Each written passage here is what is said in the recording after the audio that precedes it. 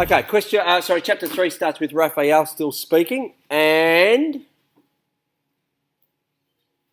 we see the importance, straight away we see the importance of the special that they found, because the police arrived. What do we know about the police in Bahala? Very powerful. They are very powerful. What else? Well fed. Well fed. They look after people. Do they? Do they really? Well, they look after themselves. They look after themselves. But they don't come around very often. What was the crime that Raph mentioned a bit earlier that they didn't even come and investigate? It was a murder. But here we've got a missing bag and they've arrived. So that tells us how important this event is. We also see Raph's attitude to the police and the authority. He seems not to like them or trust them. The line about the election visit.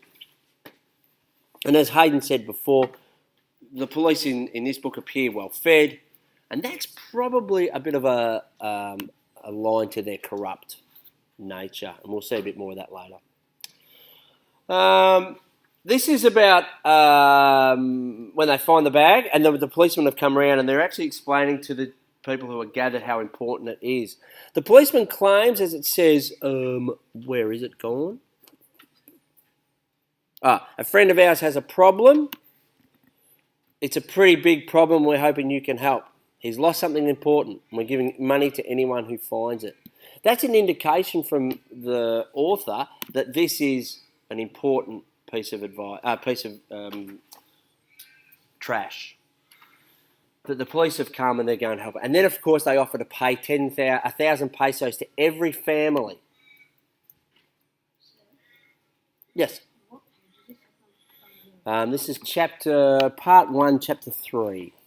Isn't the exchange rate? How many? Oh, it's not a real country. Oh. It's not a real country, so we can't do an exchange rate.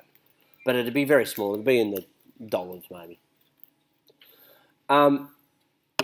It's really important to note that the money that they found, the $1,100 pesos that the boys found and then bought a chicken with and then they shared, is not the important thing.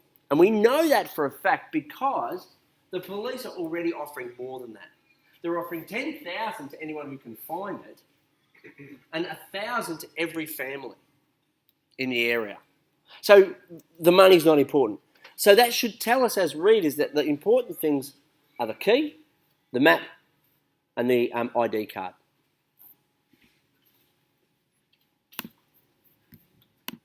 How does the fridge fit into it? We'll get to the fridge a bit later on. But Raph says here, if they gave it. This, if they gave it, means that it tells us that Raph is suspicious. He doesn't think that the police are going to give them the money, even if they give over the bag. Now, he's probably got good reason for that. He's probably seen police act in ways that are unethical in the past.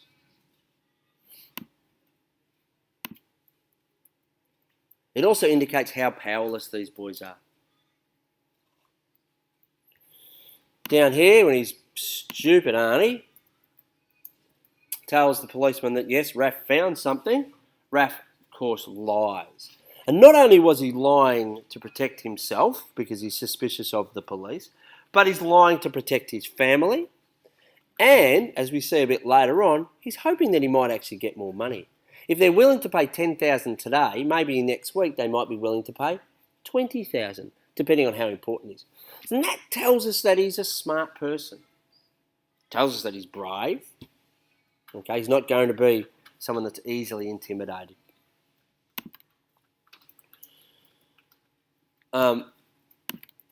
A line from the police that tells us that it's not the money that's important, because they're not only going to pay 10,000 to the person who finds it and 1,000 to the family, but they're going to pay anyone who wants to work. These are people who don't earn money. But the police, so we can see the importance, and that's what Mulligan's tried to do. Down here we see a bit of a interaction between the police and the two boys, and we see that best friend, that Gardo and Raph are best friends, and they actually stand next to each other. Interesting, I like this bit when the policeman rubbed his ear like he was a kid. He is a kid. He's 14. But the author's showing us that relationship between the powerful, and the police, and the powerless, and that's the boys. This last line's really interesting, and I'd love your input on it. It says here, "Sure," I said, "how much are you paying? I'll work forever." I made my smile bigger and my eyes wider, trying to just be an excited, harmless, cute little trash boy. Why does Raph do that? Why does he pretend to be this innocent, sweet, lovely little piece of trash? Matthew. So he doesn't look frightened and he doesn't look suspicious. Very good. Because if he looks frightened or to these policemen, they're going to assume or be suspicious that he knows something about it. Thank you, Matthew. And again, it says here, that a little bit later when we talk about their bravery, it says the police climbed back into the car and they drove on, and we made sure we stood right up close to show that we weren't afraid, and we made sure we ran with the car and waved. Okay, and when we come back to our characterisation, particularly if you look at your book, we could talk about Gardo and Raph being brave, and that's an example of their bravery. These are policemen who they fear and are suspicious of, but they're right up to them. They're right in their faces and not backing down at all.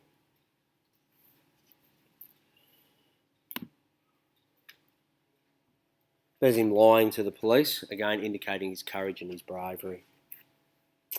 This pink bit's not overly important, but it does demonstrate that relationship and how close it is between Gardo and Raph. And of course you can read into that and say, well, if they're great friends and they stick up with each other and they sleep in the same blanket and blah, blah, blah, that might talk about their loyalty, their companionship, their determination to stay together. So we can find things about the young boys by looking at that.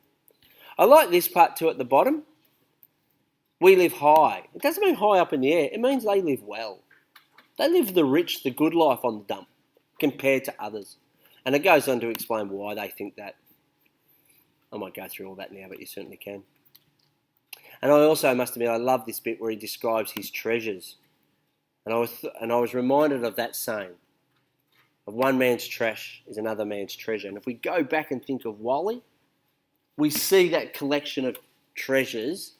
And so both author and filmmaker are making a point there. The things that we throw away might not necessarily need to be thrown away. And if you have a look at the treasures that Raph's got there, a penknife that's broken, he's got a cup with a picture of Virgin Mary, got a watch that doesn't work, a plastic duck, and a pair of jeans. So he doesn't have much, but again, he feels like he's living in a very good life. And the end of this chapter talks about going to see Rat, and this is the first mention of Rat, and the idea, this line here, they won't go down there, the police, they won't even see him, goes to sort of demonstrate how invisible these people are. Now, they're not invisible as in we can't physically see them, but they are so low on the economic, on the social standings in their country that rich people wouldn't even give them another thought. Now, this is the part you probably read yesterday. I really hope you did. And this is the last chapter which we'll make as part of this recording. Because this is where we get to meet Rat. Rat's my favourite character, okay, without a doubt.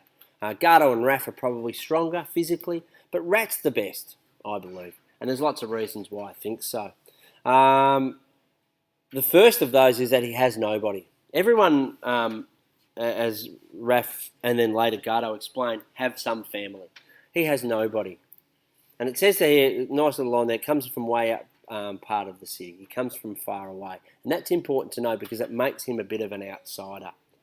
I thought this line at the bottom was a nice turn of phrase from the author to describe the trash pile comes alive at night.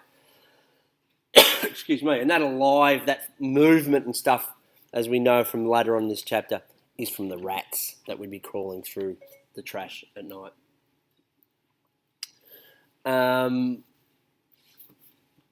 More descriptions as I get to Rat, more descriptions of the setting, really.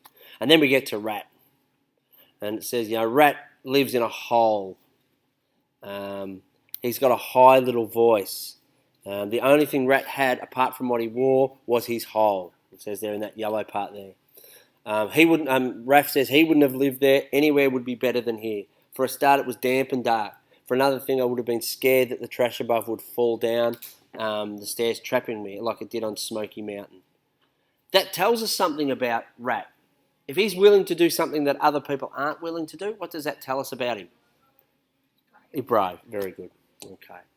And there's some more of the dangers. And I love this repetition.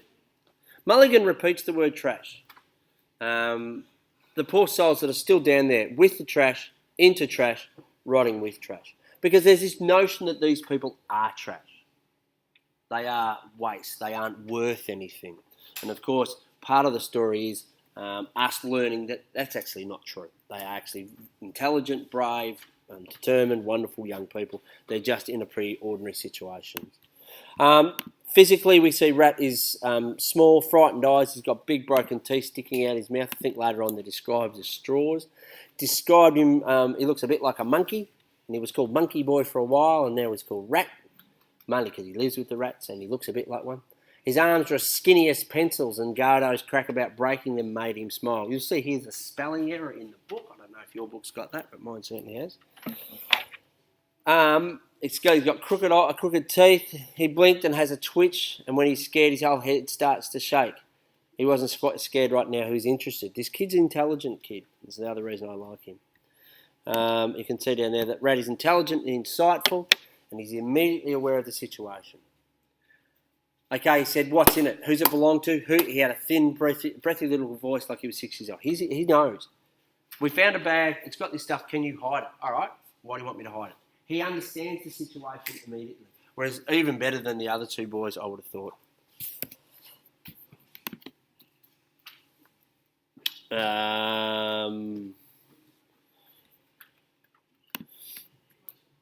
This is a good point too, down the bottom. Rat, these boys live in a society that's built on trust. They have to. And you promise, okay? That's a promise. It's Rat confirming that the boys are going to promise to pay him, because if their word is worth nothing, then they can't. There's no honour.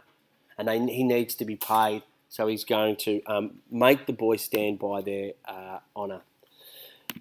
This is another evidence of Rat being smart. He looks at the photo of the little girl from Jose Angelico, and he sees her in a uniform, and he goes, ha-ha, private school, must be rich, must have money. The other boys hadn't put that together yet. Sorry, move on. We also know he's smart from down the bottom. He identifies what the key is for. It says down here, oh no, it's not a house key, he says.